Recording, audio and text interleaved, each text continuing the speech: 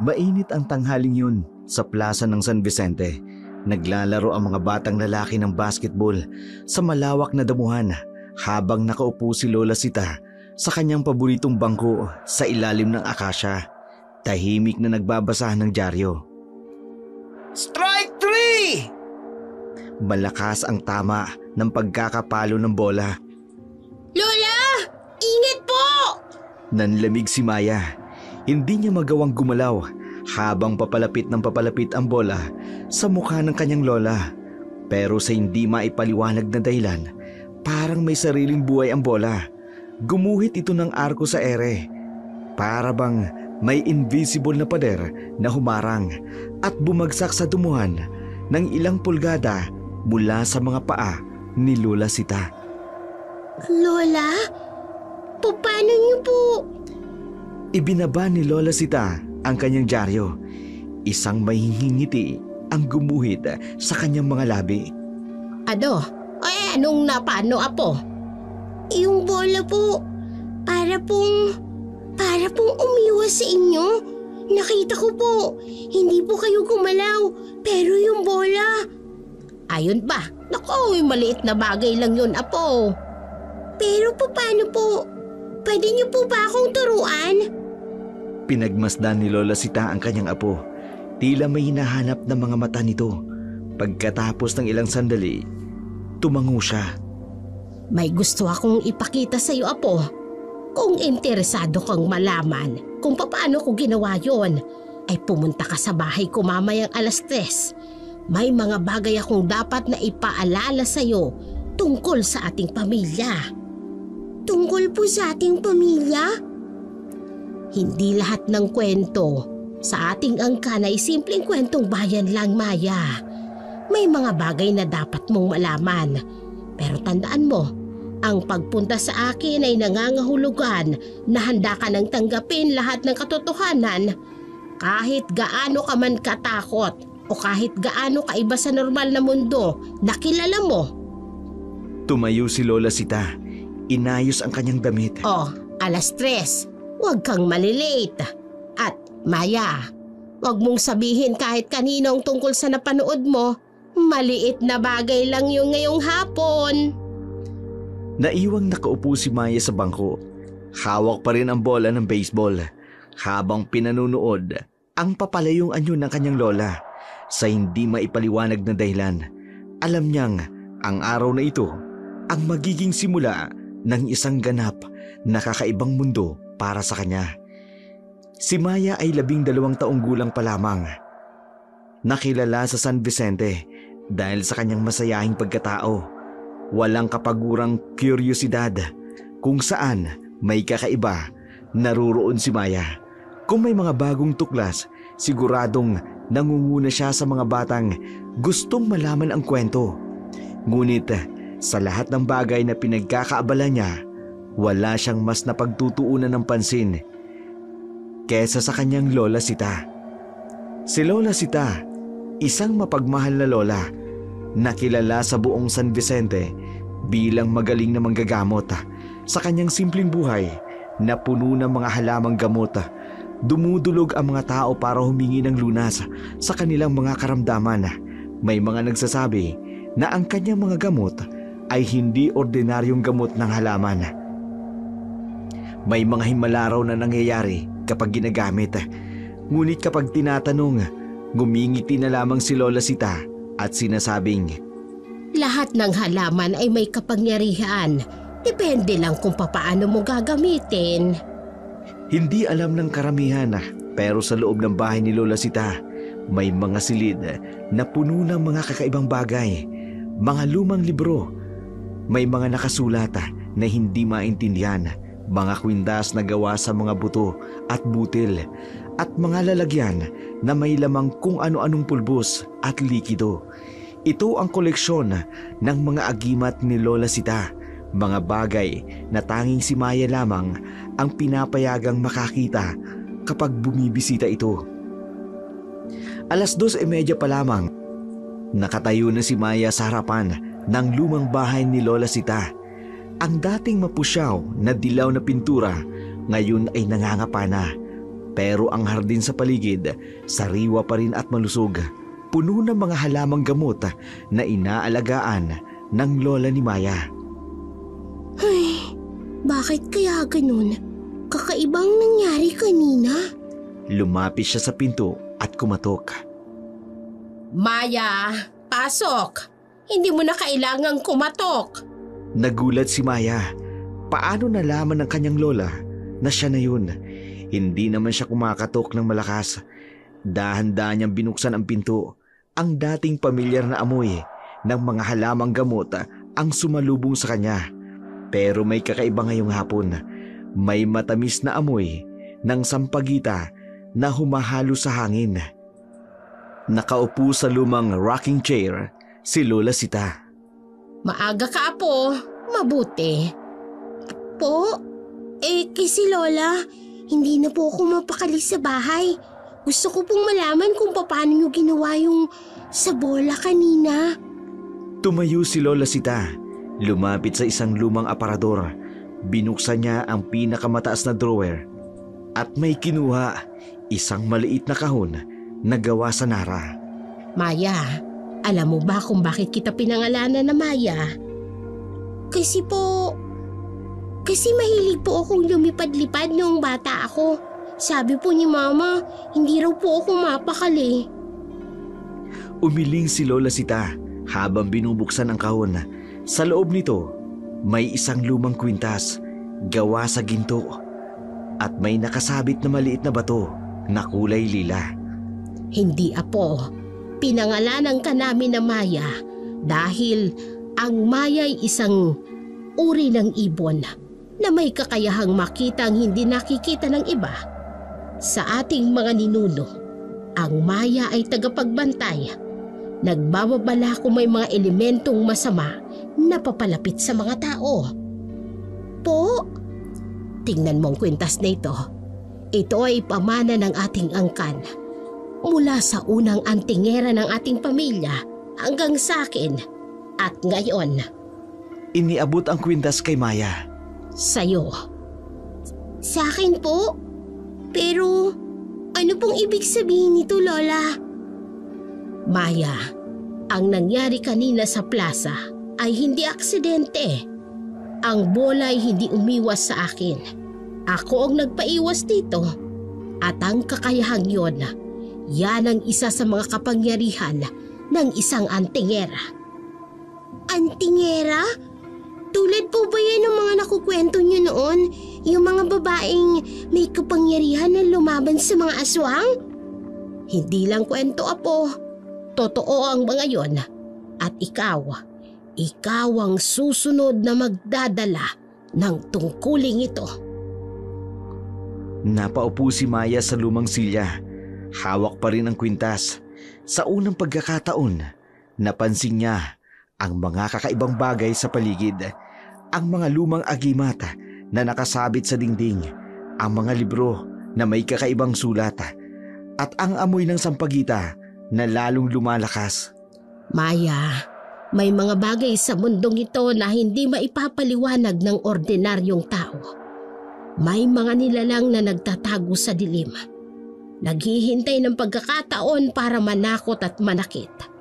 At may mga taong tulad natin na may kakayahan na tungkuling protektahan ang mga walang kalaban-laban. Pero Lola, paano kung hindi ko po kaya? Ngumiti si Lola Sita. Hinawakan ang kamay ni Maya. Kaya mo, Apo. Nararamdaman ko na mas malakas pa ang iyong kapangyarihan kaysa sa akin noon. Pero kailangan mong matutunan kung paano ito gamitin. At yun ang dahilan kung bakit ka nandito ngayon. Napatingin si Maya sa kwintas na hawak niya. Pagkatapos ay sa kanyang lola. Hindi niya alam kung dapat siyang matakot o matuwa. Pero may isang bagay siyang sigurado. Ang buhay niya hindi magiging pareho pagkatapos ng araw na yun. Handa ka na ba sa iyong unang aral, Maya?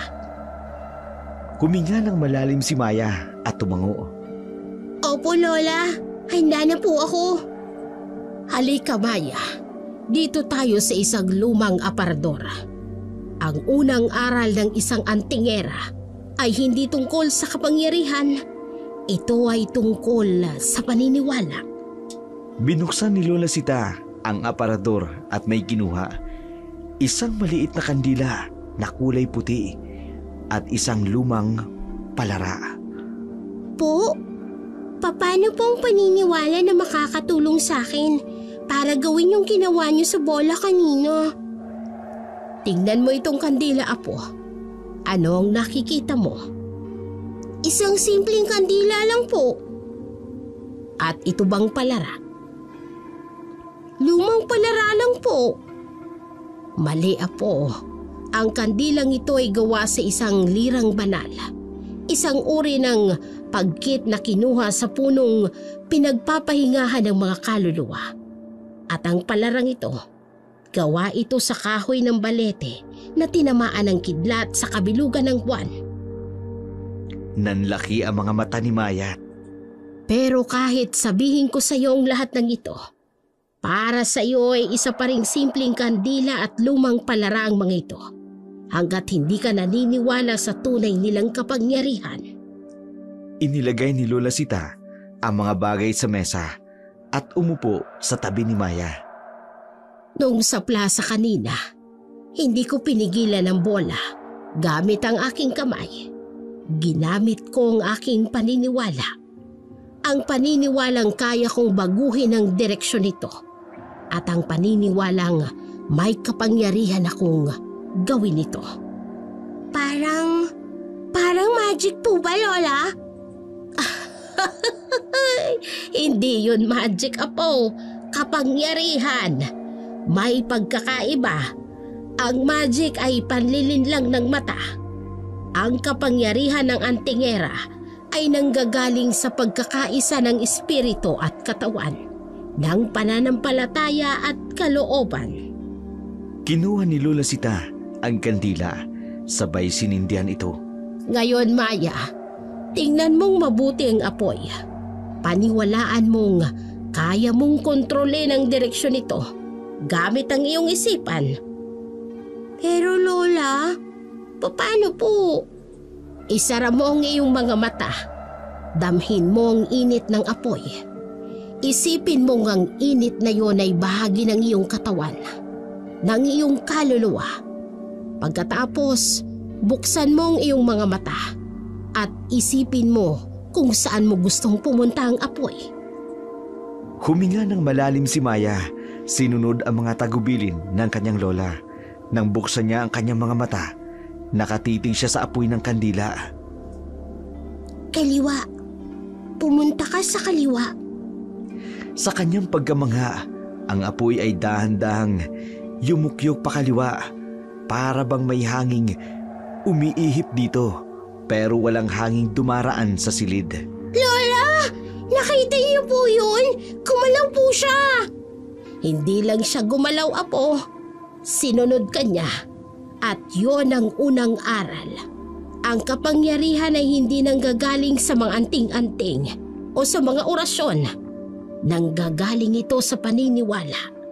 Sa paniniwalang may kakayahan kang gawin ang hindi kayang gawin ng iba. Napatingin si Maya sa kwintas na nakapatong pa rin sa kanyang palad. Pagkatapos sa kandila, patuloy pa rin itong nagliliwanag. May mas marami pa po ba akong dapat na matutunan, Lola? Marami pa, Apo. Pero ngayon, alam kong handa ka na. May dugong antingera ka. At tulad ng apoy na yan, ang iyong kapangyarihan ay naghihintay lang na magising. Interesado si Maya sa mga sinasabi ng kanyang lola. Handa pa rin si Lola Sita na ibahagi sa kanya ang nalalaman nito bilang isang antingera. Subalit ang matinding hangarin ni Maya na maging antingera ay maaantala. Nang dumating ang kanyang ina na galit, bigla silang napatigil nang may malakas na kalabog sa pinto. Nay! Nay, buksan mo ang pinto! Alam kong nandiyan ang anak ko! Namutla si Lola Sita. Naramdaman ni Maya ang panginginig ng kamay ng kanyang lola nang hawakan siya nito. Maya, itago mo ang kwintas. Hindi dapat ganito ang pagkakaalam mo. Bago pa man makagalaw si Maya, bumukas na ang pinto ng malakas. Nakatayo roon ang kanyang ina, si Elena, na halos hindi makilala. Ang dating malambing niyang mga mata, ngayon ay nagnininga sa galit. Anong ginagawa mo sa anak ko, Nay? Bakit mo siya dinala rito? Elena, kailangan mong maintindihan. Hindi ako ang pumili nito. Ang kapangyarihan, hindi! Hindi ko kailangang marinig ang tungkol sa kapangyarihan niyan. Hindi na! Maya, umuwi ka na! Ngayon din! Pero Ma, si Lola po, tinuturuan niya lang po ako. Lumapit at hinila ang braso ni Maya, pero may panginginig sa boses. Tinuturuan ka? Tinuturuan ka ng mga bagay na maglalagay sa'yo sa panganib. Nay! Akala ko ba nagkakaintindihan na tayo? Akala ko ba tapos na ang lahat ng ito? Elena, anak, hindi mo may tatago ang katotohanan magpakailanman. Si Maya, siya ang pinili. Katulad mo noon. Hindi siyang pinili ng kahit na ano. Hindi ko hahayaang maulit ang hindi ko hayaang malagay siya sa panganib katulad ng dati. Hinila ni Elena ang kanyang anak patayo. Napatingin naman si Maya sa kwintas na nahulog sa sahig. Kumikinang ito sa liwanag ng kandila. Mama, hindi niyo po naiintindihan. May magagandang bagay po na nangyayari. Nakita ko po ang kaya ko. Wala kang alam, anak. Wala kang alam sa mundong ito. Nay, pakiusap. Huwag si Maya. Huwag ang anak ko. Anak, ang mga nangyari noon, tama na. Maya, umuwi ka na. At hindi ka na babalik rito. Hindi mo kakausapin ang lola mo. Hindi ka mawawala. Pero Mama, si Lola, naiintindihan mo ba? Tumango si Maya. Hindi na mapigilan ang pagpatak ng luha. Tumingin siya kay Lola Sita na nakatayo sa gitna ng silid. Tila estatwa sa kanyang pagkatigil. Maya, patawad. Hinatak na si Maya palabas pero may panginginig pa rin sa boses. Ni isang salita pa, Inay. Ayokong maulit ang lahat. Hindi ko kakayanin kung hindi ko hayaang masira ang buhay ng anak ko dahil sa mga kapangyarihang ito. Elena, hindi mo siya mapoprotektahan sa pamamagitan ng pagtatago ng katotohanan. Mas maiging maprotektahan siya sa katotohanan kesa mawala siya dahil dito. Gumagabi na ng mga oras na yun nang sila ay umuwi sa kanilang paglalakad. Kapansin-pansin ang mga di pangkaraniwang pangyayari. Ang mga ilaw ng pose kumikislap-kislap parang may kung anong puwersa na gustong patayin ang mga ito. Ang hanging dumadampi sa kanilang balata ay may kakaibang lamig. Sa di kalayuan, may mga kakaibang anino na parang sumasayaw sa dilim. Mahigpit ang hawak kay Maya ng kanyang ina. Mabilis ang kanilang paglalakad. Bilisan mo ang lakad. Mama, yung mga ilaw po. Huwag kang titingin sa paligid. Diretso lang. Malapit na tayo sa bahay. Sa kanilang kaliwa, may malakas na kaluskus mula sa mga dahon. Napansin ni Maya na tumigil ang mga tunog ng kuliglig. Kahit ang mga pusa na madalas na nakahiga sa mga bakuran ay wala sa kanilang paningin. Mama, parang may kakaiba po. Alam ko. Kaya nga sinabi kong huwag kang pupunta kay lola mo. Hindi mo pa naiintindihan. Hindi mo pa alam ang panganib. Isang malakas na hangin ang dumaan at sa isang iglapa namatay ang lahat ng ilaw sa kalye. Nakaramdam si Maya ng panlalamig. Isang malamig na presensya sa kanilang likuran. Ma! Pumikit ka. Huwag kang titingin sa likod. Ano man ang mangyari, huwag kang titingin. Sa dilim, naririnig nila ang mga mahihinang tawa. Tawa na parang galing sa malalim na lugar. Walang bahid ng tuwa o ligaya. Hindi dapat ganito. Hindi pa dapat. Umalis ka! Hindi ako natatakot sa'yo! Ma, ano po yun? Bakit po? Maya, makinig ka sa akin. Tatakbo tayo pagbilang ko ng 3. Huwag kang bibitaw. Huwag kang lilingon. Naiintindihan mo? Mama, natatakot po ako.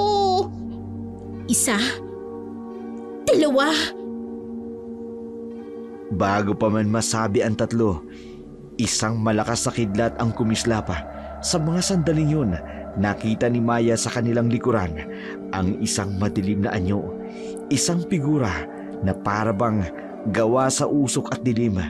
May mga matang nagniningning na pula. 3! Takbo! Tumakbo sila. Ang mga paa nila'y parang may sariling buhay. Sa bawat takbang, parang lumalakas ang tawa sa likod nila. Nakaramdam si Maya ng panlalamig. Isang malamig na hininga sa kanyang batok. Konti na lang. Nakikita ko na ang bahay. Huwag kang bibitaw! Nadapa si Maya. Sa kanyang pagkakatumba, nakita niya ang figura ng mas malinaw ngayon. May mga makahabang kuko ito at mukha. Ang mukha ay... Halika, bubuhatin kita. Hindi kita pababayaan. Biglang may liwanag na kupislam mula sa dibdib ni Elena. Isang maliit na anting-anting na nakatago sa loob ng kanyang damit. Ang madilim na figura ay umatras. Isang malakas na sigaw ang umalingaw-ngaw sa gabi. Ilang segundo lang ang nakalilipas. Bumalik na ang mga ilaw sa kalye. Ang kakaibang presensya ay nawala, pero ang takot ay nanatili sa kanilang mga mata. Kita mo na kung bakit ayokong matutunan mo ang pagiging antingera. Hindi lang isang responsibilidad ang haharapin mo. At alam kong hindi ka pa handa para sa bagay na ito. Mama, ano po yun? Ang mundo ng mga antingera ay hindi kung ano ang akala mo, anak. Hindi ito tungkol sa kapangyarihan. Tungkol ito sa panganib, sa takot, sa pagkawala. Pero Mama, bakit may anting-anting kayo? Akala ko po ba ayaw ninyo ng mga ganyan? Napatingin si Elena sa kanyang anak. Ang kanyang mga mata puno ng lungkot at takot. May mga bagay na hindi mo pa dapat na malaman. Hindi ngayon. Hindi hanggat kaya kitang protektahan. Tahimik silang naglakad papunta sa kanilang bahay. Mas mabilis pa rin ang kanilang lakad. Pero ngayon, may ibang pangunawa na si Maya. Ang galit ng kanyang ina, may mas malalim pang pinanggagalingan. May mga lihim na nakatago sa dilim. Mga lihim na tila nagbabanta sa kanilang buhay. Maya-maya pa'y nakauwi na sila sa kanilang bahay. Tahimik ang kanilang bahay nang sila ay makarating. Walang ilaw, walang tunog. Tila naghihintay na makauwi sila. Diretso ka na sa kwarto mo, Maya. Magbihis ka na at matulog na. Ma, yung mga mata po nung... Sinabi kong matulog ka na! Nagulat si Maya sa tono ng kanyang ina, pero bago siya makaalis, napansin niyang nanginginig pa rin ang mga kamay nito habang hinahawakan ang switch ng ilaw. Ma, natatakot po ako. Lumambot ang tingin ni Elena.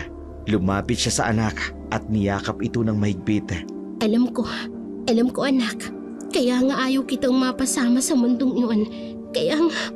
Naramdaman ni Maya ang mainit na pagpatak ng luha sa kanyang balikat. Sige na, maligo ka na muna. Mag-iinit ako ng gatas para sa'yo.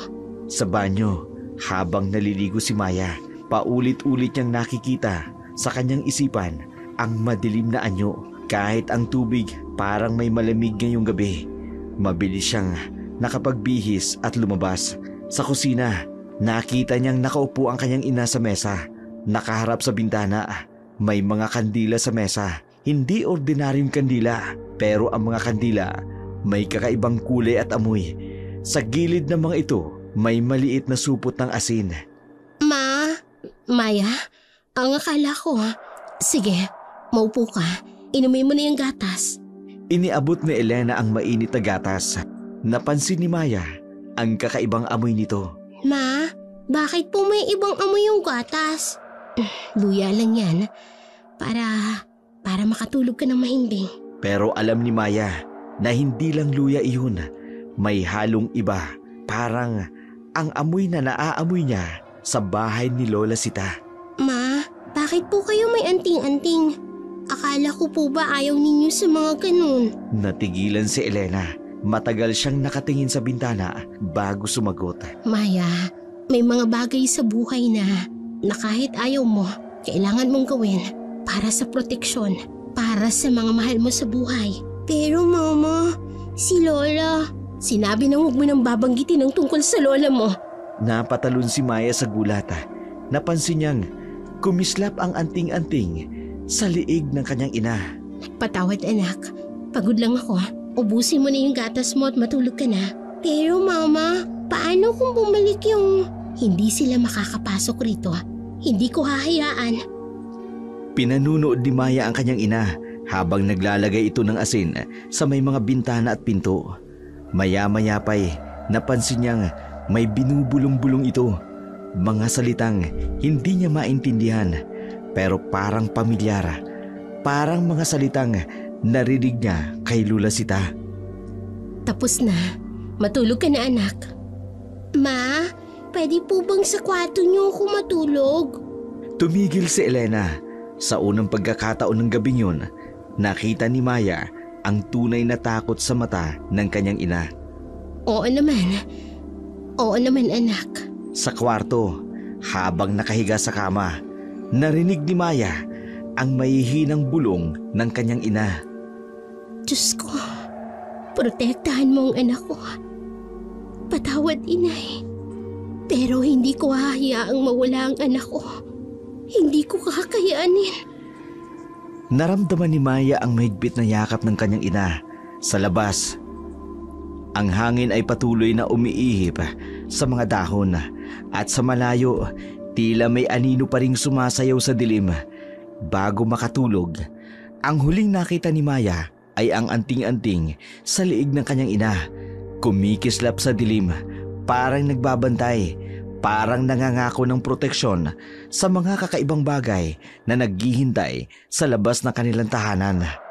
Madilim pa sa labas ay umalis na si Elena. Mahimbing pang natutulog si Maya ng mga oras na yun. Pagod sa mga pangyayari noong nakaraang gabi. Bago umalis, matagal siyang nakatitig sa mukha ng anak.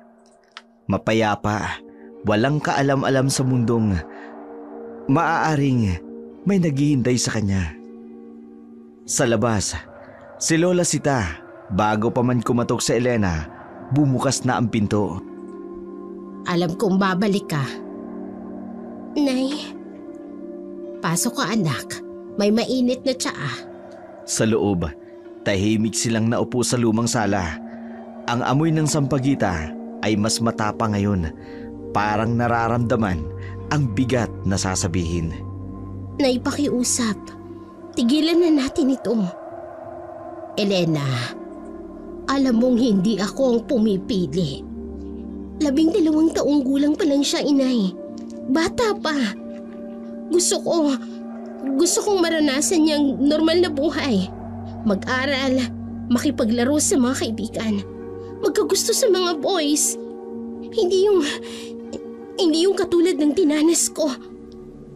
Naiintindihan ko ang takot mo, anak. Pero, naiintindihan? Nakita mo ba kagabi? May sumunod sa amin pa uwi. Alam nila, inay.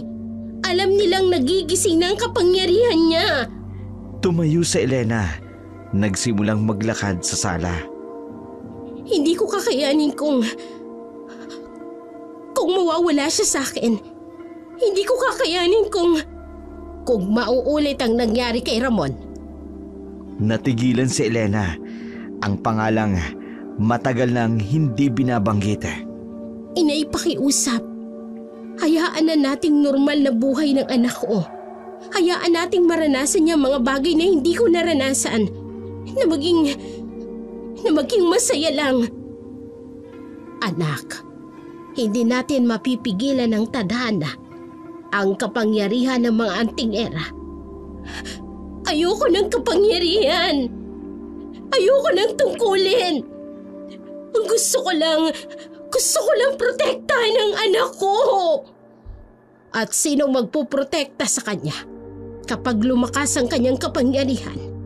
Kapag hindi niya na alam kung paano ito kontrolin? Kapag ako ang magpuprotekta sa kanya, katulad ng ginawa ko ngayon. Tumahimik si Lola Sita, matagal na nakatingin sa kanyang anak. Elena, ang anting-anting sa liig mo. Alam kong ramdam mo rin. Lumalakas ang presensya nila. At si Maya, hindi ko siya hahayaang maging katulad ko, inay. Hindi ko hahayaang magsakripisyo siya ng normal na buhay para lang sa tungkuling ito. Mamumuhay siya ng normal. Magiging masaya siya. At hanggang kailan mo siya mapoprotektahan? Hanggang kaya ko. Hanggang may hininga ako. Tumayo si Elena, lumapit sa pinto. Inay, pakiusap. Tigilan na natin ito. Hayaan nating mamuhay si Maya ng normal. Masyado pa siyang bata. Masyado pang maaga. At kung dumating ang panahon na hindi niya na kayang pigilan ng kapangyarihan, pagdating ng araw na yun, sana handa na siya. Sana mas malakas siya kaysa sa akin noon. Sa pag-alis ni Elena, ang hangin ay dumaan sa wind chimes na parang kumakanta ng isang malungkot na awit sa mesa. Ang gwintas na nahulog kagabi ay patuloy na kumikinang, parang nangangako ng isang hinaharap na hindi maiwasan. Gaano man karaming pagtatangka ang gawin ni Elena para pigilan ito. Hapon sa San Vicente, naglilinis si Maya sa bakuran nang may tumawag sa gate. Iha, maawa ka naman. Tumigil si Maya sa pagwawalis. Sa gate, isang matandang lalaki ang nakasuot ng kupas at lukot na damit. Yumuyuko ito na tila nahihirapang tumayo. Ano po yun, Lolo? 2 araw na akong hindi nakakakain, Iha. Galing pa ako ng Malinaw. Naku, kawawa naman po kayo. Teka lang po ha, kukuha po ako ng tubig. Mabilis na pumasok si Maya sa kusina at kumuha ng malamig na tubig. Pagbalik niya, nakita niyang nakasandal na ang matanda sa gate. Salamat, Iha. Kay puti ng puso mo. Saan po ba kayo tutungo, Lolo? Sa Santa Clara. May anak ako roon, pero pagod na ako. Gusto niyo po pa ng pagkain? May natira pa po kaming almusal. Kung hindi ka naaabala. Hindi po, sandali lang po, Lolo. Habang naghahanda ng pagkain si Maya sa kusina, patuloy ang kwentuhan nila. Bakit po kayo mag-isa? Iha, mahirap ang buhay. Kaming mga mahihirap ay naglalakad laang. Eto po, Lolo. May adobo pa po kami. Ang bait mo talaga, Iha. Parang may kakaiba sa'yo. Po? May liwanag ka. Katulad ng liwanag ng lola mo. Kilala niyo po si Lola Sita? Kaya pala, apo ka ni Sita. Unti-unti nagbago ang tinig ng matanda. Maya-maya pa Nakaramdam ng kakaibang lamig sa hangin. At dahil sa kabutihan mo, bibigyan kita ng regalo. Iniabot ng matanda ang kanyang kamay. Napansin ni Maya na sobrang lamig ng kamay nito. May kakaibang kulay na itim ang gumapang mula sa mga daliri. Isang regalo na magbabago ng iyong... Maya! Layuan mo siya! Lumabas si Elena. Hawak ang anting-anting sa kanyang leeg. Ang pulubi ay unti-unti nagbago ng anyo. Ang kupas na damit ay naging itim na balabal. Ang baluktot na katawan ay naging tuwid. At ang mga mata ay naging pulang-pula. Elena! Hindi mo ba ako namimiss? Umalis ka! Bakit? Hindi mo ba gusto ang regalo ko para sa anak mo? Ang kapangyarihan ng dilim! Kumislap ang anting-anting ni Elena. Isang liwanag ang pumalibot sa kanila. Ginagamit mo pa rin ang iyong anting-anting. Kahit alam mong delikado. Sinabi kong umalis ka! Itigil mo ang paggamit ng anting-anting, Elena! Itigil mo ang pagtuturo sa anak mo! O kaya ano? buong ka ng mga aswang ay bababa sa San Vicente. At alam mo kung ano ang kaya namin gawin, katulad ng ginawa namin kay Ramon! Nanginig si Elena. Mas hinigpitan niya ang hawak sa anting-anting. Lumayo ka sa amin! Isang matinding liwanag ang kumislap mula sa anting-anting. Ang alagad ay napaurong, napasigaw sa sakit. Isipin mong mabuti, Elena. Gusto mo bang maulit ang nangyayari noon? Gusto mo bang makita ang anak mong... Naglaho ang aswang sa hangin, pero ang kanyang huling tawa ay nanatili sa hangin. Pero ang kanyang malamig na tawa ay nanatili sa hangin. Nanginig na rin si Maya. Hindi maintindihan ang mga nangyayari. Lumapit si Elena sa kanya at niyakap ito ng mahigpit. Maya anak, ayos ka lang ba? Mama, ano po yun? Wala anak, bangungot lang ito. Pangungot lang. Pero alam ni Elena na hindi iyon bangungot. Ito ay ang kanyang pinakamalaking takot, ang makita ang anak niyang nahuhulog sa mundong pinili niyang iwan, ang mundong kumitil kay Ramon, ang mundong puno ng digmaan at sakripisyo. Sa kanyang isip, paulit-ulit niyang naririnig ang banta ng aswang. Hindi ito normal na buhay. Hindi ito ang buhay na gusto niya para sa kanyang anak.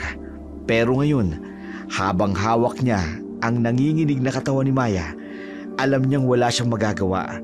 Ang kapangyarihan ay nagigising sa kanyang anak at kasama nito ang lahat ng panganib na hindi niya kayang takasan noon.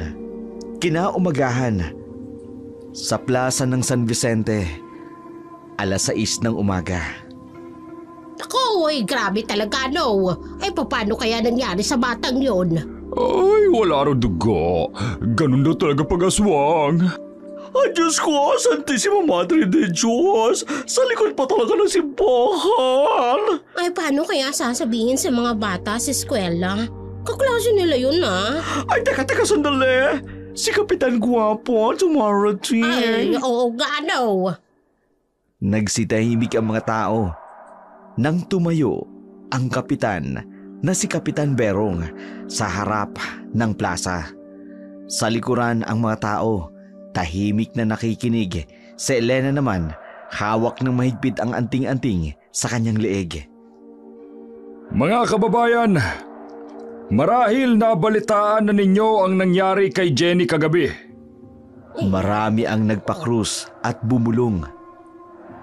Bilang inyong kapitan, may mga hakbang tayong dapat gawin. Una, simula ngayong gabi, walang sino man ang dapat lumabas pagkatapos mag-6. Pangalawa, ang mga bata ay dapat laging may kasamang nakatatanda. At pangatlo, bantayan ninyo ang inyong mga anak. Huwag na nating hayaan pang may mabiktima pang muli. Sa likuran ng maraming tao, nakatayo si Elena. Nakita niya ang takot sa mata ng kapitan. Ang uri ng takot na pamilyar sa kanya. Sa kanyang isipan, Nagsisimula na. Naghahasik na sila ng lakim katulad noon. Katulad ng ginawa nila kay Ramon. napatingin siya sa malayo kung saan nakaupo si Maya sa ilalim ng puno. Kasama ang kaibigan niyang si Nena. At kung may makikita kayo na kahit anong kakaiba, kahit ano, ipaalam ninyo kaagad sa akin o sa mga tanod. Pero Kap, paano namin malalaman kung ano ba talaga ang nangyayari? Ay, kaya nga, paano nga ba? Oo, paano? Ang katawan ni Jenny ay Ano? hindi na natin kailangang pag-usapan ng mga detalye. Ang mahalaga ngayon ay ang kaligtasan ng ating mga anak. Napalingon si Elena nang marinig ang iyak mula sa di kalayuan. Nakita niya ang nanay ni Jenny, si Aling Mili, na umiiyak at sumisigaw ng anak ko, na hinahawakan ng mga kapitbahay. Lumapit si Aling Elena kay Maya. Maya, umuwi na tayo. Pero Mama, si Nena. Ngayon na. Habang naglalakad sila pa uwi, napansin ni Elena ang mga anino sa likod ng simbahan. Mga anino na gumagalaw kahit walang hangin. Sa kanyang tenga, parang may bumubulong. Elena, susunod na sila. Hinigpitan ni Elena ang hawak sa kamay ni Maya. Hindi niya hayaang mangyari sa anak niya ang nangyari kay Jenny. Hindi niya hayaang maulit ang nakaraan. Pero alam niyang ito ay simula pa lamang. Ang unang biktima ay palatandaan na nagbabalik na ang dilim sa San Vicente. At sa pagkakataong ito, ang target nila ay ang kanyang anak. Sa likod nila, patuloy ang pagtitipon ng mga tao. Patuloy ang mga bulong-bulungan at mga haka-haka. Pero para kay Elena, ang mga ingay na yun ay nakalalamon ng mas malalim na katahimikan. Ang katahimikang nagbabadya ng matinding kasamaan na paparating. Sa bahay ni Lola Sita, katatapos lang ng pagpulong sa plaza. Nakaupo si Lola Sita sa kanyang lumang rocking chair. Hawak ang isang tasa ng mainit na tsaa. Nakatayo si Elena sa may bintana, nakatingin sa labas. Naririnig mo ba sa hangin, anak? Pati ang mga elemento'y nararamdaman ng panganib. Hindi ko kailangang marinig ang hangin para malaman ang panganib, inay. Nakita ko ng unang biktima nila at hindi yun ang huli. Alam mo yan. Kung sasabihin ko sa inyo na dapat kong payagan si Maya na hindi mo mahaharangan ng kapalaran, Elena.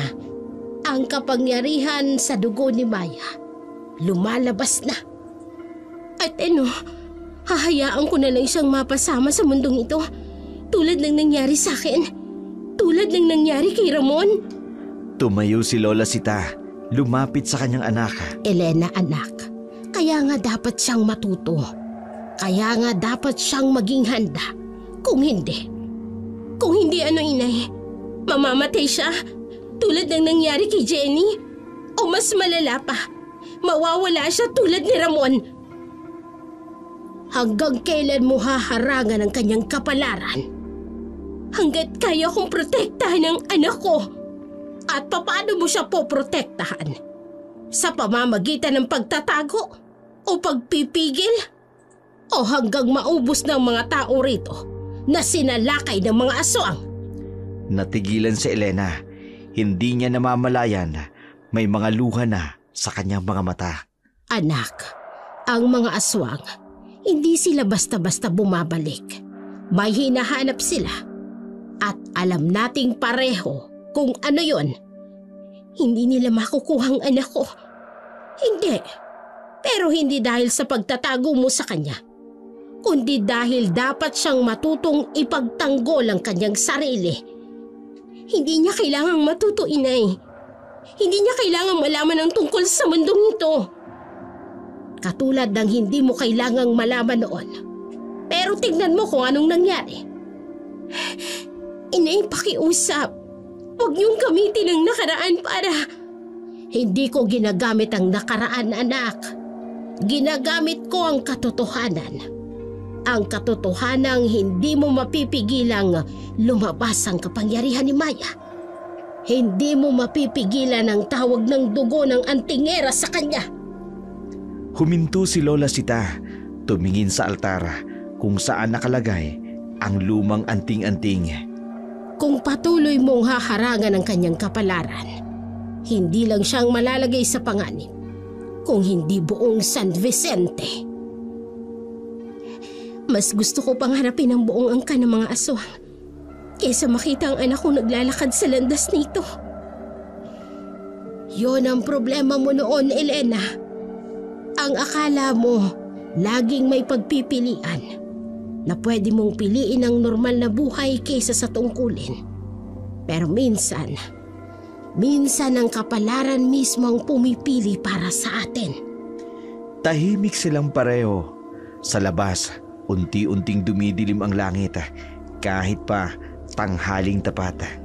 Anak, hindi mo kayang protektahan si Maya magpakailanman. Pero matutulungan mo siyang protektahan ang kanyang sarili. Mas pipiliin kong mamatay kesa makita ang anak kong nagiging katulad ko, inay. At kung dumating ang araw na wala nang poprotekta para sa kanya, anong mangyayari kay Maya? Natigilan si Elena sa pinto. Hindi siya lumingon, pero ramdam ni Lola Sita ang panginginig ng kanyang katawan. Gagawin ko ang lahat para hindi dumating ang araw na yon. Umalis si Elena. Iniwan ang kanyang inang nakaupo sa rocking chair. Kinuha ni Lola Sita ang lumang kwintas mula sa altar. Ang kwintas na dapat sanay para kay Maya. Parating na ang bagyo, anak. At hindi mo kayang pigilin ang hangin sa pamamagitan ng pagkukubling mag-isa. Nagmamatigas pa rin si Elena sa kagustuhan ng kanyang ina na ipasa sa apo niya ang pagiging antingera. Si Maya na lang ang natitirang lahi na maaaring magpatuloy ng pagiging antingera. Tinanggihan ito ni Elena, kaya walang ibang magmamana nito kundi ang kanyang anak, bagay na hindi niya papayagang mangyari. Sa takot at hinanakit nito ang dahilan kung bakit namatay ang kanyang asawa, samantala sa bahay naman ni na Elena. Hindi makatulog si Maya. Hawak niya ang lumang stuffed bear. Nabigay sa kanya ng papa noon nung baby pa siya. Inisip niya ang mga matutuklasan sa baul. Maya-maya pa'y may kalusko sa bintana. Sino yan? Kumikislap ang maliit na nightlight sa mesa. Sa dilim, may nakita siyang anino. Natatakot ka ba, Maya? Unti-unting lumilitaw ang isang lalaking nakasuot ng itim. Gusto kong sumigaw, pero bakit walang boses na lumalabas sa bibig ko? Please po, huwag po!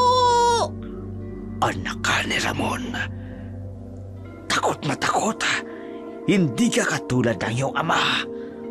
Kilala niyo po si Papa? Oh, matapang siya.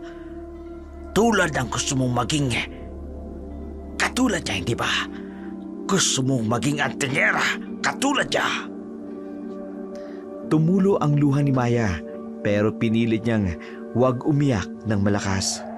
Bakit po kayo nandito? Anong kailangan niyo sa akin? Umalis na kayo bago pa po kayo maabutan ng nanay ko. Nanay mong antingera. Alam kong kinakatakutan yung mga antingera. nandito ako para sabihin sa iyo ang isang kwento. Ang kwento na iyong ama na akala niya may mga kaibigan siya. Ayoko po ng kwento. Hindi ka ba nagtataka kung bakit ayaw kang payagan ng mama mo na matutong maging antingera? Kung bakit sobrang ang takot niya? Napatigil si Maya. Ito ang tanong na bumagabag sa kanya. Dahil alam niya kung anong ginawa nila sa papa mo.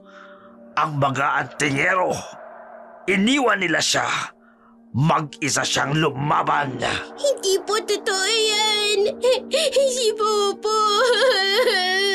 Papa. Alam mo ba kung anong sinabi niya? Bago siya nawala. Tulungan mo ako! Pero walang dumating kasi hindi nila siya matanggap. Maya-maya pa'y napayuko siya. Yakap-yakap ang bear. Tumulo ang luha. Hindi niya alam kung ano ang dapat paniwalaan. At ikaw, gusto mong pumasok sa mundong yun? Sa mundo ng mga taong ipinahamak ang papa mo? Biglang may liwanag mula sa ibaba. Maya! Isipin mo mabuti, munting Maya. Hindi lahat ng gusto maging bayani binibigyan ng magandang katapusan. Nang pumasok ang kanyang ina sa kwarto, nakita siya ni Maya na nakaupo sa kama. Umiiyak nang umiiyak. Anak, anong nangyari? Maya? Mama, bakit po nila ginawa yung kay Papa? Bakit po nila siya iniwan? Natigilan si Elena. Hinigpitan niya ang iyakap sa anak. Itatakot po ako, Mama. Ayoko pong maging antingera. Shh! Nandito lang ako, anak. Hindi kita iiwan. Hindi ko hahayaang may mangyari sa'yo. Sa labas, kumikisla pa rin ang ilaw. Habang si Maya ay patuloy pa rin umiiyak sa bisig ng kanyang ina, hawak-hawak pa rin ang kanyang laruan na bigay sa kanya ng kanyang papa. Sa kanyang murang isipan, naglalaban ang takot at ang hangaring maintindihan ang mundo ng mga antingera. Ang mundong naging dahilan ng pagkawala ng kanyang ama. Pinatulog ni Elena ang anak, tahimik na naglalagay ng mga proteksyon sa paligid ng kwarto. Asin na inilalagay sa mga bintana, mga tali ng pulang sinulid sa mga sulok at mga anting-anting na nakasabit sa pinto. Mama, hindi po ako makatulog. Matulog ka na, anak. Nandito lang ako. Sa katahimikan ng gabi, may kung anong dumadapli sa bubungan. Mahinang kaluskus na parang may gumagapang. Isa, dalawa, hanggang sa marami na silang gumagalaw sa itaas. Mabigat ang mga yapak. May kakaiba sa tunog. Hindi tao, hindi hayop.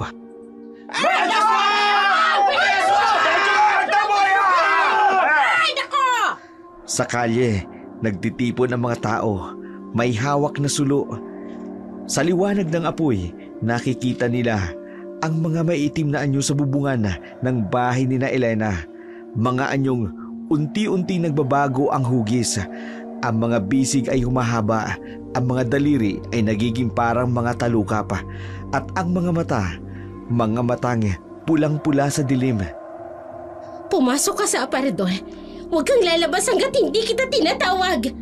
Mula sa kanyang pinagtataguan, nakita ni Maya ang mga anino sa kesame.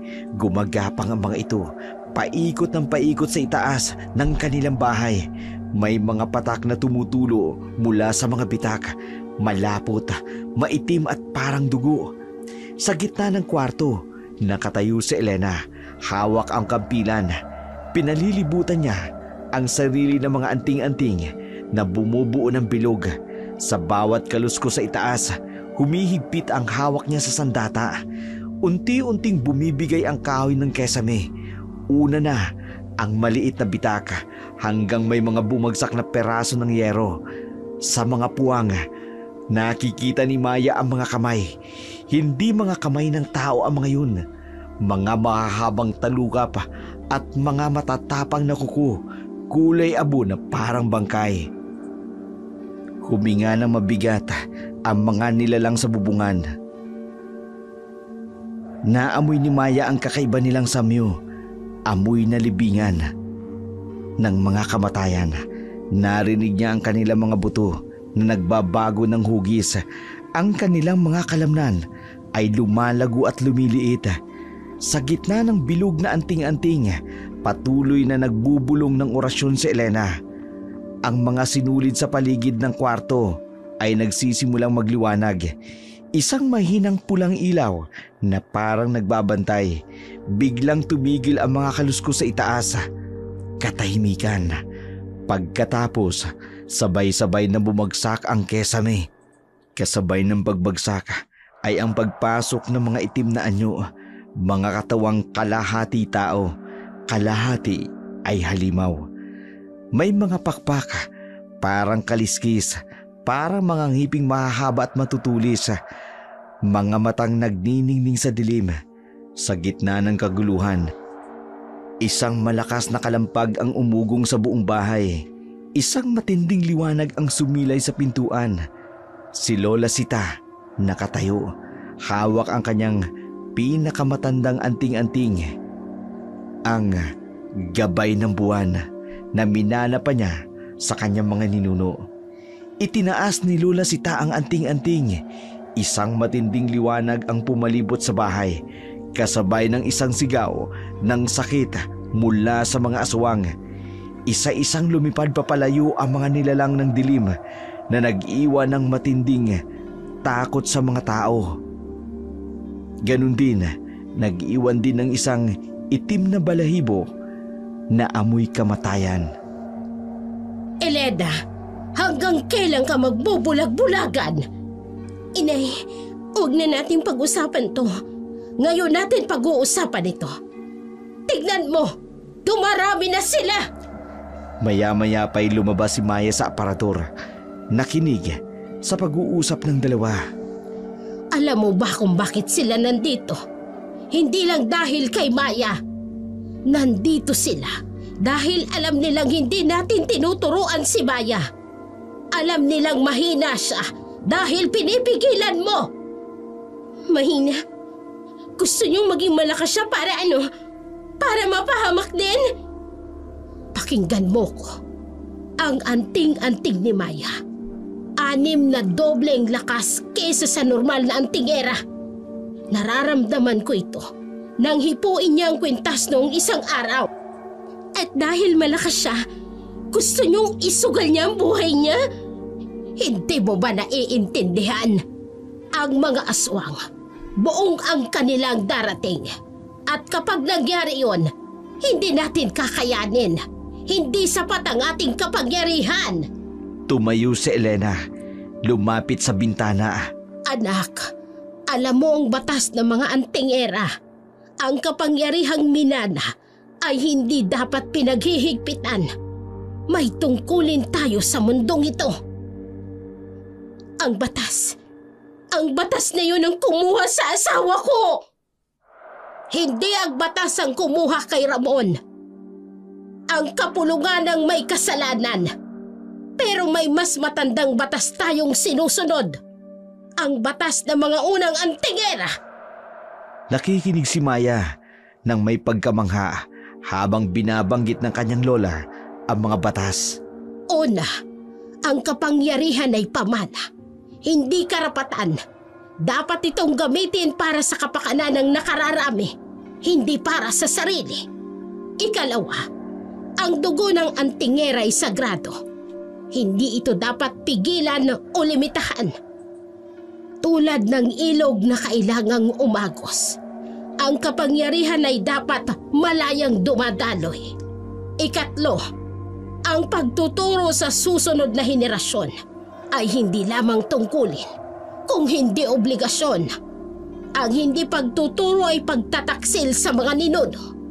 Ikaapat, ang kapangyarihan ng anting-anting ay nakasalalay sa puwersa ng intensyon. Hindi ito naglilingkod sa takot o paghihiganti. 5, ang bawat antingera ay may tadhana. Ang pagtanggi sa tadhana ay nagdudulot ng hindi maiiwasang kapahamakan. At dahil sa mga batas na yan, hahayaan kong malagay sa panganib ang anak ko? Kung dahil lang sa hinanakit mo sa kapulungan ng pagtutol mo, itigil mo na yan. Marami ang mapapahamak. Kung hindi ka papayag, hindi mo lang inilalagay sa panganib si Maya. Inilalagay mo sa panganib ang buong San Vicente. Ma'am. Anak, hindi mo maiintindihan. Hindi, Elena. Ikaw ang hindi nakakaintindi. Ito na ang kapalarang nakatakda kay Maya. Hindi mo ito mababago. Gaano mo man subukan. Anak mo siya. Anak ng Antigera. Mas malakas pa sa atin. At paano kung mawala siya sa akin? Paano kung mawala siya dahil hindi natin siya tinuruan? Dahil hindi siya handa. Yun ba ang gusto mo, Elena? Tumahimik si Elena. Sa unang pagkakataon, nakita ni Maya ang pagdududa sa mata ng kanyang ina. Mama, gusto ko pong matuto. Hindi po dahil sa gusto kong maging bayani. Pero gusto ko pong protektahan kayo. Ayoko pong may mangyari sa inyo dahil po sa akin. Napatingin si Elena sa anak pagkatapos sa kanyang ina. Sa kanyang isip, paulit-ulit na tumatakbo ang mga pangyayari sa nakaraan. Ang pagkawala ni Ramon, ang mga aswang, ang kapulungan. Pero ngayon, may bagong elemento. Ang posibilidad na mawala ang kanyang anak dahil sa kanyang sariling takot. Sa bahay ni Kapitan Berong, isang lumang bahay na puno ng mga lumang larawan at antik na kagamitan. Nakatayo si Lola Sita sa harap ng isang lumang altar kung saan may nakalagay na isang kupas na anting-anting. Ang dating tagapagtanggol na kapitan noong siyang aktibong antingero pa. Matagal na ring hindi nagagamit ito. Hindi na katulad ng dati ang lakas ko. Huminto siya. Tumingin kay Lola Sita. Kumusta ang pakikipag-usap kay Elena? Ay napapayag mo ba? Sa halip na sumagot, isang malalim na ngiti ang sumilay sa labi ni Lola Sita. Ang kanyang mga mata ay nagdiningning ng pag-asa.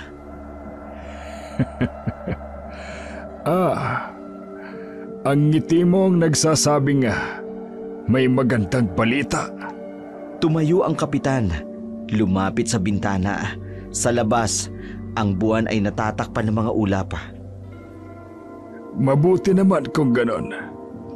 Hindi natin kakayanin ng muling paglusob ng mga aswang kung wala ang bagong lakas. Mahirap ang pinagdaanan ni Elena. Ang pagkawala ni Ramon. Kasalanan ko rin yon. Kung nakinig lang ako kay Ramon noong tungkol sa mga kakaibang nangyayari sa kuweba. Hindi mo kasalanan yun, Birong. Lahat tayo'y nadala ng kapulungan. Pero ngayon, si Maya ang ating pag-asa. Naramdaman mo rin ba? Oo. Mas malakas pa sa kahit sinong antingero na nakilala ko. Kahit noong hawakan lang niya ang anting-anting sa unang pagkakataon. Katulad ng sinabi sa lumang propesiya, ang batang ipapanganak sa panahon ng kadiliman, taglay ang kapangyarihang magbabago ng mundo ng mga antingero. Tumahimik sila pareho sa altar. Biglang kumislap ang lumang anting-anting ng kapitan. Matagal ko nang hindi nakikita yan.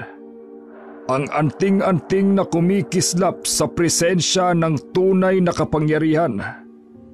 Kailangan na nating maghanda, Birong. Ang mga aswang, alam nilang nagsisimula na. Gaano katagal ba bago sila muling lumusob? Hindi ko alam. Pero dapat magsimula na tayong magturo kay Maya bago mahuli ang lahat. Kung ganon, siguro panahon na para gamitin muli ito. Kailangan ng batang yon ng lahat ng tulong na makukuha niya. Birong, sigurado ka? Kung may pagkakataon tayong itama ang mga pagkakamali ng nakaraan, ito na yon. Hindi na natin mababago ang nangyari kay Ramon.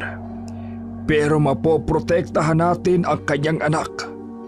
Sa labas, unti-unting lumilitaw ang buwan mula sa mga ulap. Ang anting-anting sa kamay ni Kapitan patuloy na kumikislap, isang senyales ng pag-asa sa gitna ng lumalagong dilim. Kailan siya magsisimula?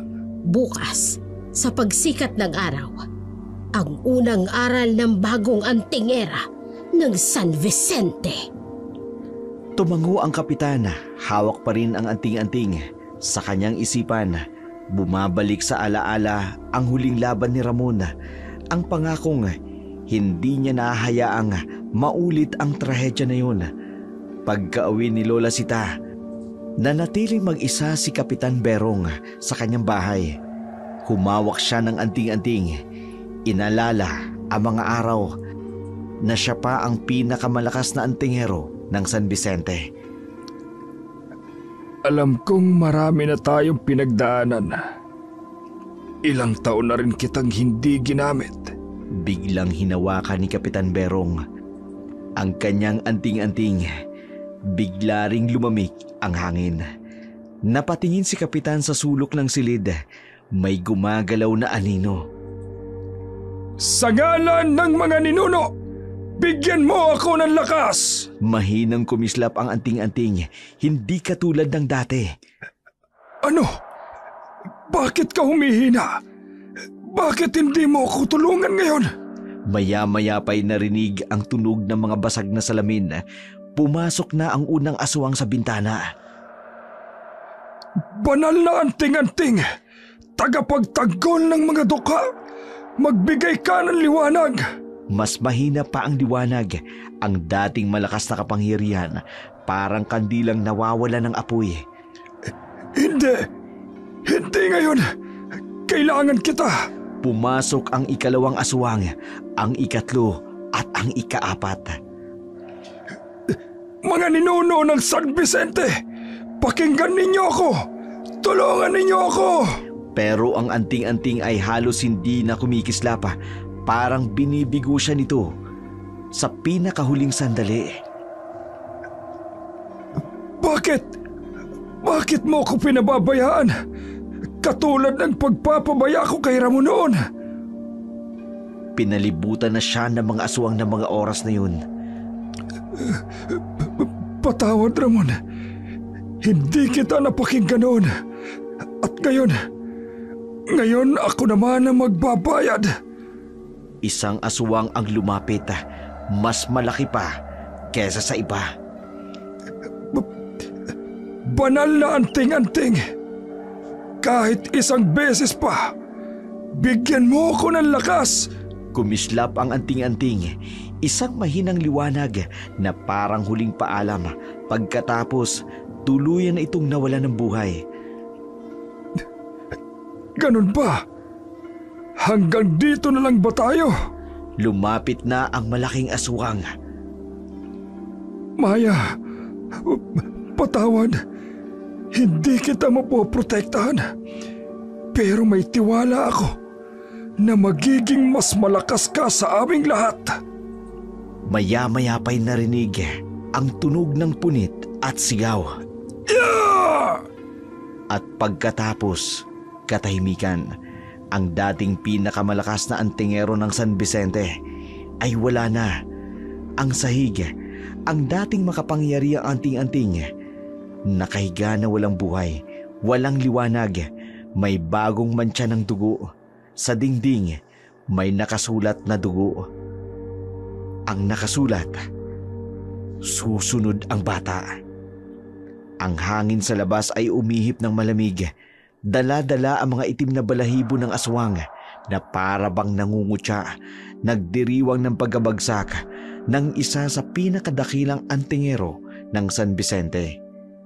Sa lumang bahay ni Lola Sita, kinaumagahan, maya-maya pa'y nakaupo sa lumang selya. Hawak ang isang tasa ng mainit na tsaa, katabi niya ang kanyang ina habang si Lola Sita nakatayo sa harap ng altar. Lola, totoo po ba? Si Kapitan Birong? Oo, apo. Kinuha na siya ng dilim. Inay, sigurado ba tayo dito? Baka mas mabuting. Elena, tama na ang takot. Nakita mo kung anong kaya nilang gawin. Si Birong, isa sa pinakamalakas na antingero ng San Vicente noon. Pero Lola, kung ganun kalakas si Kapitan, bakit po siya natalo? Lumapit si Lola Sita sa kanyang apo. Umupo sa tapat nito. Maya, apo, may dahilan kung bakit kinuha nila si Birong. Alam ng mga aswang na may natatanging kaalaman siya. Mga ritual at orasyon na hindi pa naipapasa sa kahit na sino. At ngayon, wala nang makakapagturo kay Maya ng mga iyon. Yon ang akala nila. Pero matagal ko nang pinag-aralan. Ang alam ni Birong, marami sa kanyang mga aral na ituro na rin sa akin noon. Talaga po, Lola? Kaya nga nagmamadali sila. Alam nilang kapag natutunan mo ang lahat, ang aking kaalaman, ang mga aral ni Birong at ang sarili mong kapangyarihan, wala silang magagawa sa'yo. Pero inay, ang bata pa ni Maya. Mama, kaya ko na po. Napalingon silang pareho kay Maya. May determinasyon sa mata ng bata. Maya, apo, hindi magiging madali ito. Ang mga aral na ito, dapat sana'y unti-unti. Pero wala na tayong panahon. Lola, ayoko pong may mangyari pa po si iba. Kay Kapitan Birong, kay Papa. Anak, kaya mo ba? Sigurado ka ba? Opo, kahit po may takot ako. Ang tunay na tapang ay hindi kawalan ng takot, Maya, kundi ang paggawa ng tama kahit na may takot. Halika, lumapit ka rito sa lumang aparador. Bubuksan ko ang munting kahon nito. Ayan, lahat ng alam ko, lahat ng natutunan ko kay Birong, lahat ng kapangyarihang minana natin sa ating mga ninuno, itataya ko para matuto ka. Inay, sigurado po ba kayo? Elena, anak, minsan ang buhay ng isang antingera, darating ang panahon, kailangan niyang pumili. Ang magprotekta sa sarili o ang magprotekta sa iba. Si Birong, pinili niyang magprotekta sa iba hanggang sa huli. Eto, tingnan mo. Iba't ibang anting-anting. Ano, Maya? Handa ka na ba? Opo, Lola. Pero paano po kung hindi ko kayanin? Apo, ang dugo ng pinakamalakas na antingera ay dumadaloy sa mga ugat mo. Ang dugo ng iyong ina, ng iyong ama, at ng ating mga ninuno. Hindi ka nila pababayaan. Tumayo si Maya, lumapit sa kahon. Ang mga anting-anting ay mas malakas ang kislap nang hawakan niya ang kahon. Tignan mo, kahit ang mga anting-anting ay nararamdaman ng iyong kapangyarihan. Anak, kung ito ang gusto mo, nandito lang ako. Salamat po, Mama. Lola, saan po tayo magsisimula? Sa pinakaumpisa, sa pinakaunang aral ng mga antingera, ang pakikinig sa tinig ng mga anting-anting Dahil bawat isa sa kanila may kwentong magtuturo sa'yo. Sa mga sandaling yun, nagsimula na ang pagsasanay ng bagong antingera ng San Vicente. Ang batang pinili ng kapalaran, taglay ang dugo ng mga dakilang mandirigma ng dilim. Pagkatapos ng huling araw ng pagsasanay, habang nakatayo si Maya at si Lola Sita sa harapan ng altar, biglang tumahol ang mga aso ng buong San Vicente. Hindi ito ordinaryong tahol. May halong takot at galit, isang babala ng paparating na kasamaan. Lumapit sila sa bintana. Ang buwan ay hindi karaniwan. Puno ng napakalaki at may kakaibang kulay na parang dugo. Lola, ang buwan. Ito na, Apo, ang gabing kinakatakutan ng San Vicente. Biglang tumindi ang alulong ng mga aso. Sa kalayuan, may itim na anyo na lumilipad sa kalangitan. Tinatakpan ang pulang buwan. Natatakot po ako, Lola. Maya, makinig ka sa akin. Dumating na ang oras para ipagtanggol mo ang bayang ito sa kampo ng kadiliman. Huminga ng malalim si Maya. Hinawakan ang anting-anting. Nagsimula itong kumislap ng matinding liwanag. Tingnan mo, kahit ang mutya ng buwan ay nakararamdam ng iyong lakas. Handa ka na, Apo. Ano pong dapat kong gawin, Lola? Gawin mo ang itinuro ko. Pakinggan mo ang mga anting-anting. Sundin mo ang iyong puso. At tandaan mo, hindi ka nag-iisa sa labang ito.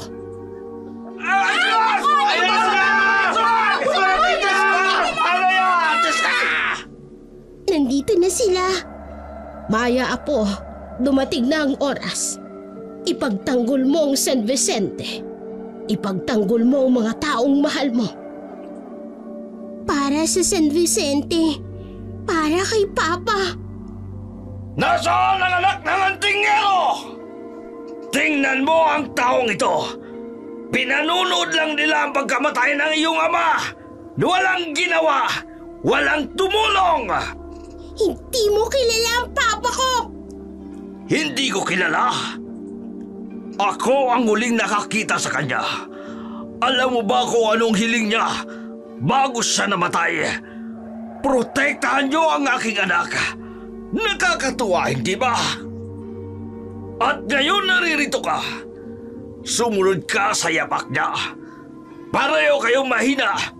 Pareho kayong... Mali ka! Mali ka ng tungkol kay Papa. Mali ka ng tungkol sa akin. Alam mo kung bakit? Bakit? Munting antingera! Kasi ang Papa ko, lumaban siya kahit mag-isa. Lumaban siya para sa pamilya niya. Para sa San Vicente. At ako, hindi ako mag-isa. Kasama ko ang lakas ng Papa ko, ang karunungan ni Lola, at ang pagmamahal ni Mama, at ang panalangin ng buong San Vicente. Walang halaga ang mga salita na yan.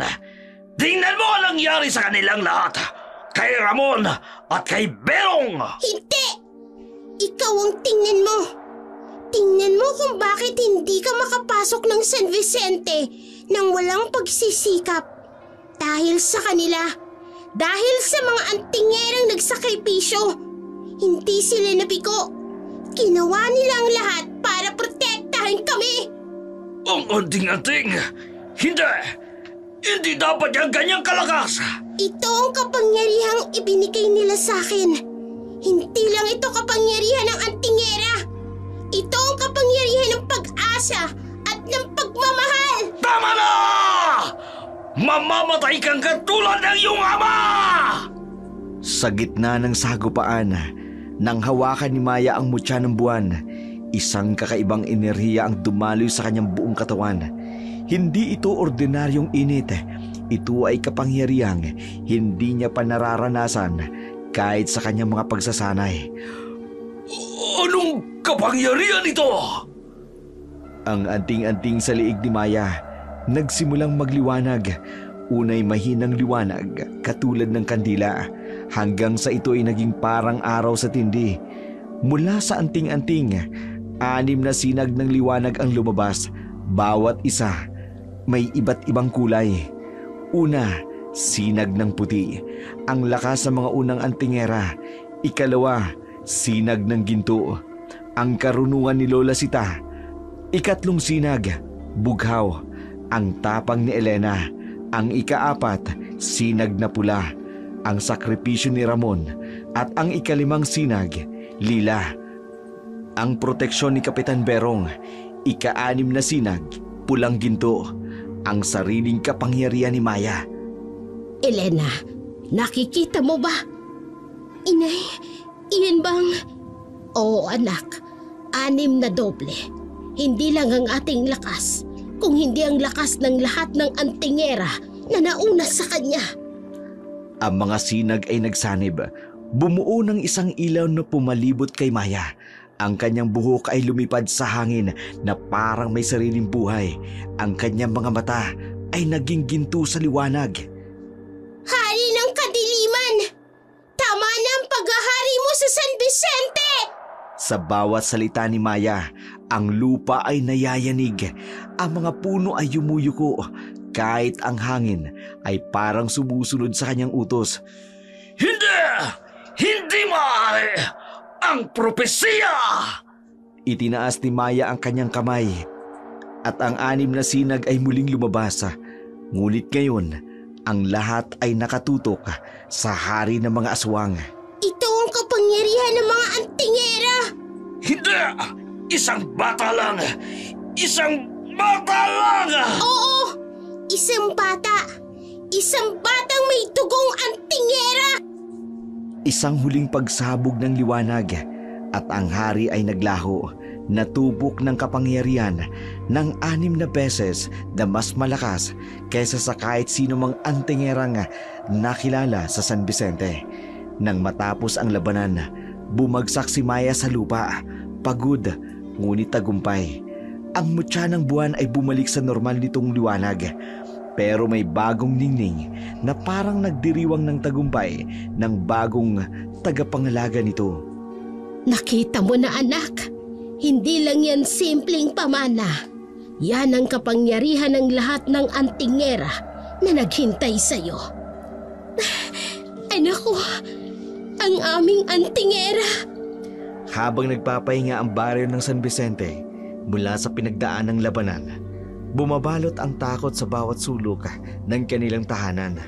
Isang takot na hindi maitatago sa kabila ng katahimikan.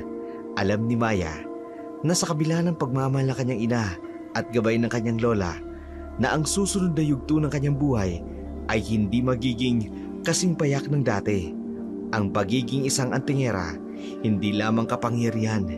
Ito ay tungkulin, takot at sakripisyo. Ngunit sa kabila ng lahat ng ito, nananatili sa puso ni Maya ang determinasyon. Kung ang pagiging antingera ang tanging paraan para protektan ang pamilya at ang bayan, handa na siyang harapin ang anumang pagsubok. Habang nasa loob ng bahay ni Lola Sita, isang umaga, si Maya ay nakaupo sa lamesa habang si Lola Sita naman naghahanda ng mga anting-anting. Tahimik ang paligid maliban sa tunog ng mga ibon sa labas. Lola, sigurado po ba kayo na kaya ko ito? Apo, ang tapang ay hindi nasusukat sa kawalan ng takot. Nasusukat ito sa kakayahang harapin ang takot, kahit gaano pa ito kalaki. Pero, bakit po kailangan ng orasyon? Bakit hindi na lang gamitin agad ang mga anting-anting? Ang orasyon ay parang pintuan, Maya. Ang kapangyarihan ng anting-anting ay nariyan na. Pero kailangan mo ng tamang susi para mabuksan ito. At ang susi ay nasa iyong paniniwala. Paniniwala? Paano ko po yung gagawin kung natatakot ako? Isipin mo ang kandila. Kapag sinindihan mo ito, dahan-dahan itong nagliliwanag, hindi ba? Opo. Ang takot ay parang anino. Kapag mas maliwanag ang apoy ng kandila, mas nababawasan ang anino Kaya ang unang aral ko sa iyo, pagningasin ng apoy ng iyong paniniwala. Tumayo si Lola Sita, kinuha ang isang maliit na kandila mula sa altar at inilapag ito sa harapan ni Maya. Ipikit mo ang iyong mga mata. Damhin mo ang init ng kandila. Kahit hindi pa ito sinisindihan. Sumunod si Maya sa sinabi ng kanyang lola. Huminga siya ng malalim.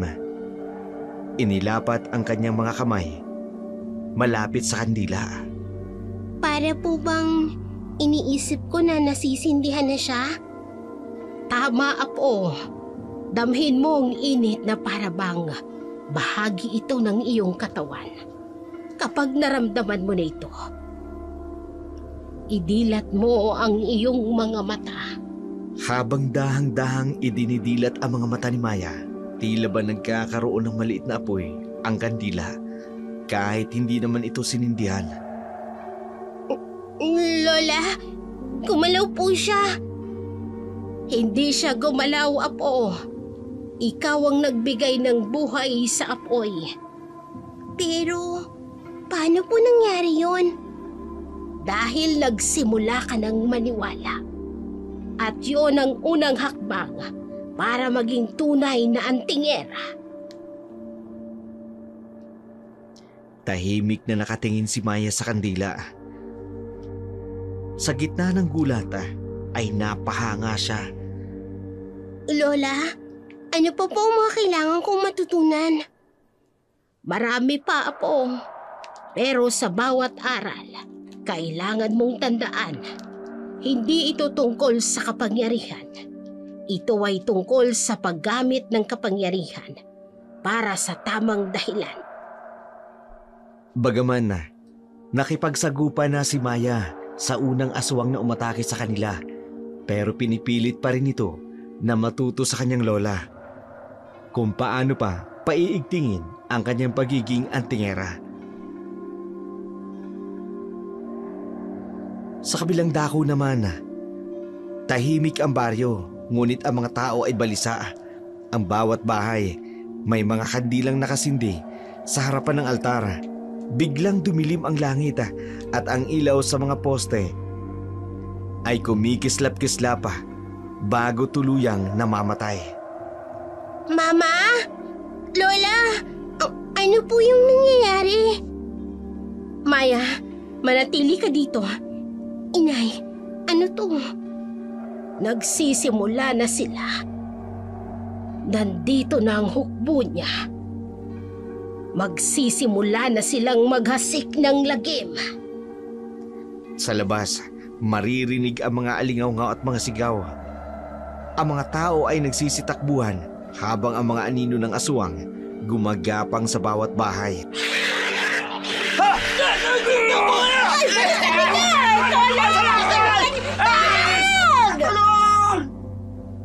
Mama, paano po yung mga tao? Kailangan natin silang tulungan. Maya, hindi ka pa handa. Hindi pa. Elena, wala na tayong panahon para magduda. Hindi sila titigil hanggat hindi nila nakukuha si Maya. Nagkatinginan sina Elena at Lola Sita. Alam ni Elena na wala siyang magagawa kundi harapin ang katotohanan. Kung ganun, Inay, maghanda tayo. Hindi nila makukuha ang anak ko. Kinuha ni Elena ang kanyang sariling anting-anting. Inilagay ito sa kanyang leeg. Mama, may anting-anting po kayo? Oo, anak. At gagamitin ko ito para protektahan ka. Maya, tandaan mo ang mga aral natin. Paniniwala, lakas ng loob at focus. Yun ang magtatanggol sa'yo. Naghanda na ang tatlo. Lumabas sila ng bahay. Handa nang harapin ang paparating na hukbo ng mga aswang. Sa plaza, nagtitipon ang mga tao. Hawak ang kanilang mga sulo. Biglang bumagsak ang isang malaking anino sa gitna nila. Ang pinakasopremo ng mga aswang. Napakaganda ng gabi para sa isang digmaan, hindi ba? Sa likod niya, unti-unting lumilitaw ang kanyang mga hukbo. Mga halimaw na may mahabang kuko at pulang mata. Hindi mo makukuha ang Mario. Hindi namin hahayaang mangyari yon. Sita, lagi kang matapang. Pero ngayon, wala na kayong lakas na magtanggol sa lugar na ito. Nagsimula ang laban. Sa gitna ng kaguluhan, hinawakan ni Maya ang kanyang anting-anting. Inalala ang mga itinuro ng kanyang lola. Ito na ang pangalawang paghaharap niya sa hamon ng matinding laban para sa kanya. Pero hindi na ang dating aswang ang kanyang kalaban, kundi ang pinakamakapangyarihang supremo ng mga aswang. Paniniwala. Focus. Kaya ko to. Para kay Maya, pangalawang beses niya na itong makakarap ang mga aswang. Sa pagkakataong ito, isang malaking aswang ang sumusugod sa kanya. Ngunit sa unang pagkakataon, nagawa niya itong pigilan gamit ang isang simpleng orasyon. Maya! Mag-iingat ka! Mama! Kaya natin to! Kaya ko to! Nagtulungan ang mag-ina kasama si Lola Sita upang labanan ang supremo ng mga aswang. Habang tumatagal, unti-unting nawawala ang takot ni Maya at lumalabas ang kanyang tunay na kapangyarihan. Maya! Ikaw ang liwanag sa dilim! Huwag kang susuko, Apo! Sa wakas, nagtagumpay ang grupo sa unang yugto ng laban. Ngunit alam nilang hindi pa rito nagtatapos ang lahat. Pagkatapos ng matinding labanan, humupa na ang sigaw at takot sa baryo ng San Vicente. Ang mga tao ay nagtipon-tipon sa plaza, nagdarasal para sa kanilang kaligtasan. Samantalang si Maya, kasama ni Lola Sita at Elena, humarap sa huling yugto ng laban. Ang direktang pakikibaka laban sa supremo ng aswang. Sa bawat takbang nila patungo sa hari, nararamdaman nila ang bigat ng responsibilidad at lakas ng kanilang paniniwala. Ang supremo, sa kanyang trono ng dilim, naghihintay lamang. Ang kanyang hukbo ay nababawasan na, ngunit nananatiling mapanganib.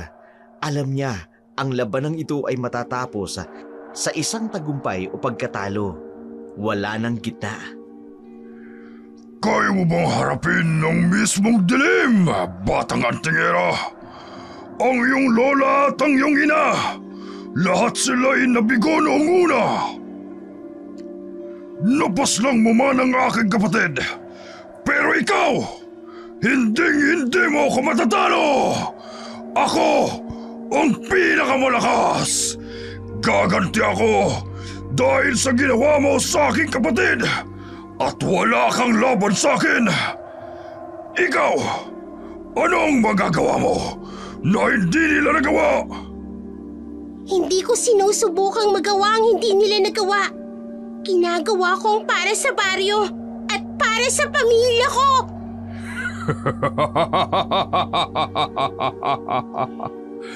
Napaka-idealista. Pero tingnan natin kung hanggang saan ang iyong tapang! Maya! Manatili kang kalmado! Huwag kang padadala sa dilim! Paniniwala, Maya! Ituon mo ang iyong isip, Apo! Ano to? Ito ang kapangyarihang nagmumula sa paniniwala at sa pamilya. At sa liwanag na hindi mo kayang lunurin! Hindi mo ako matatalo! Bata! Ako ang supremo ng mga aswang! Huwag mong lalapitan ang anak ko! Ngayon na, Maya! Gamitin mo ang lahat ng iyong lakas! No! Hindi maaari! Hindi ako matatalo ng isang bata! Sa pagkakataong yun, naglaho ang supremo ng mga aswang. Kasabay ng kanyang mga hukbo, bumalik ang liwanag sa San Vicente at ang mga tao ay nagsimulang magdiwang. Sa sumunod na araw, nagtipon ang mga tao sa plaza upang pasalamatan si Maya sa muli nitong pagtatagumpay laban sa supremo ng mga aswang. Naroroon din si Maya, Elena at si Lola Sita. Ang dating takot ay napalitan ng pag-asa. Naku, maraming salamat. Dahil sa'yo, ligtas na muli ang aming baryo. At hindi lang ikaw ang nagligtas sa amin. Pinakita mo rin sa amin kung ano ang tunay na tapang. Napakabata mo pa pero ang galing mo na. Hindi po ako nag-iisa. Kung wala po si Mama at si Lola, hindi ko po magagawa ito. Sa bahay nila, tahimik na nakaupo si Elena habang pinanunood si Maya na naglalaro ng kandila. Sinusubukang kontrolin ng apoy gamit ang orasyon. Inay, mali ako. Hindi ko dapat pinigilan si Maya mula sa simula. Nakita ko kung gaano siya katapang kagabi. Anak, hindi kita masisisi. Gusto mo lang siyang protektahan. Pero ngayon, alam mo na, siya ang susunod sa ating mga yapak. Oo, Inay. At ngayon tanggap ko na. Gagawin ko ang lahat upang maging handa si Maya sa anumang darating pa. Naglakad si Elena papunta kay Maya at niyakap ito. Mama, bakit po? Dahil sa iyo, anak, naging mas matatag ako. At dahil sa tapang mo, alam kong magiging ligtas tayo.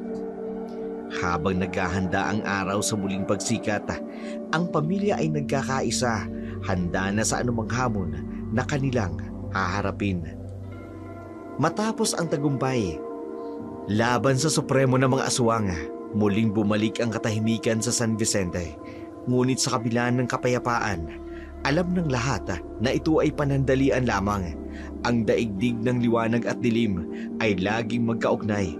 Ang bawat tagumpay ay nagdadala ng bagong hamon. Si Maya, ngayon, isa ng bayani sa kanilang baryo. At alam niya na ang kanyang laban ay magsisimula pa lamang. Sa ilalim ng gabay ni na Lola Sita at Elena, nagsimula si Maya sa mas malalim na pag-unawa ng kanyang kapangyarihan. Hindi lamang siya natuto tungkol sa mga anting-anting at orasyon. Natutunan din niyang tanggapin ang kanyang responsibilidad bilang tagapagtanggol ng kanilang baryo. At marahil may mas malaki pang mundo ang kanyang kaharapin. Sa likod ng bahay ni Lola Sita, isang umaga, ang paligid ay puno ng halamang gamot.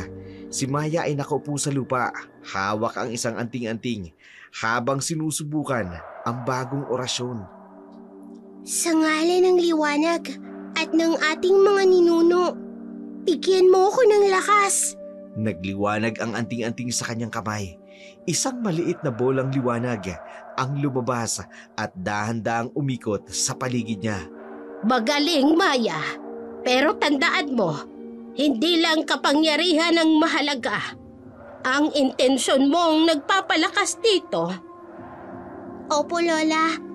Sinusubukan ko lang pong alalahanin lahat ng sinabi ninyo. Mabuti yan, anak. Pero huwag mong kalilimutang magpahinga rin.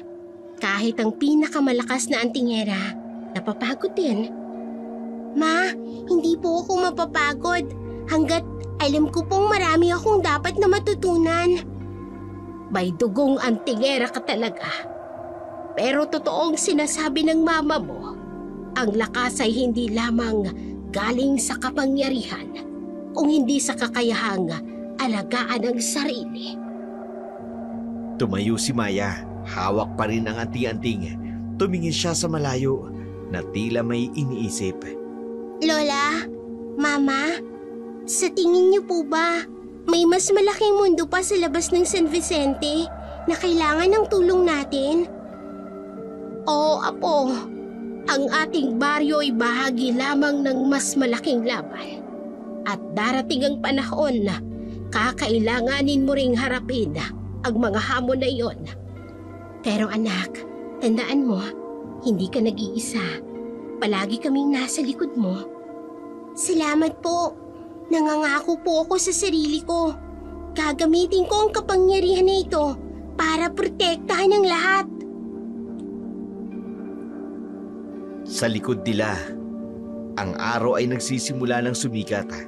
Ang liwanag nito ay sumasalamin sa anting-anting na hawak ni Maya.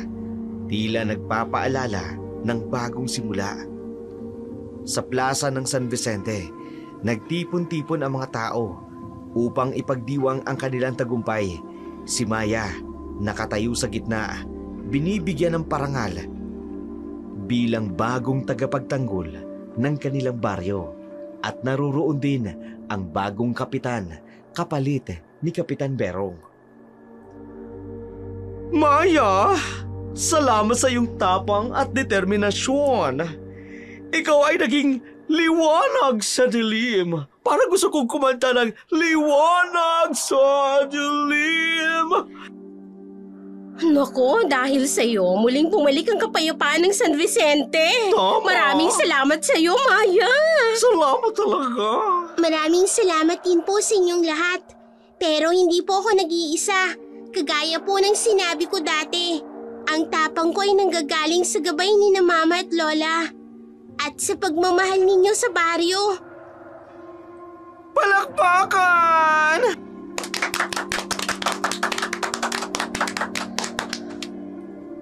Pagkatapos ng palakpakan ng mga tao, si Lola Sita, Elena ay nakatingin kay Maya na puno ng pagmamalaki. Ang ating lahi ay hindi mawawala. Ang liwanag ay magpapatuloy. Sa huling tagpo, makikita si Maya na nakatingin sa malayo sa labas ng baryo. Alam niyang ang kanyang kwento ay nagsisimula pa lamang. Ang mundo ay malaki.